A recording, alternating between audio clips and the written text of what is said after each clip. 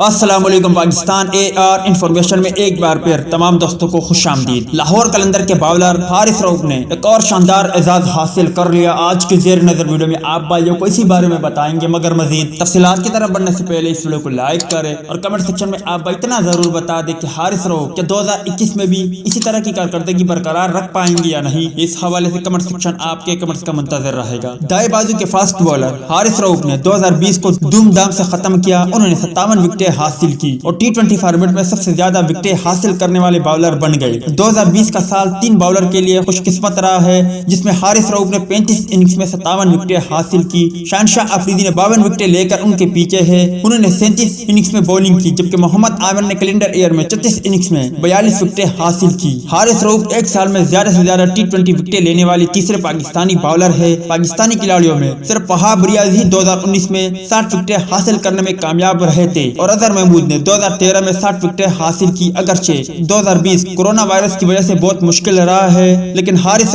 اپنی کلاس اور مہارت کا مظاہرہ کرنے میں کامیاب رہے اور 150 کلومیٹر فی گھنٹہ کی رفتار سے بولنگ کرنے والے فاسٹ بالر نے جنوری 2020 میں قومی ٹیم میں جگہ بنائی۔ 27 سالہ ہارس نے حال ہی میں نیوزی لینڈ کے خلاف 3 T20 میچوں میں 3 وکٹیں حاصل کی۔ انہوں نے رواں سال T20 میں دوسری سب سے زیادہ وکٹیں بھی حاصل کی۔ امید ہے دوستوں کہ آج کی ویڈیو بھی آپ کو پسند آئی ہوگی۔ ٹیک کیئر، بائے بائے، اللہ حافظ۔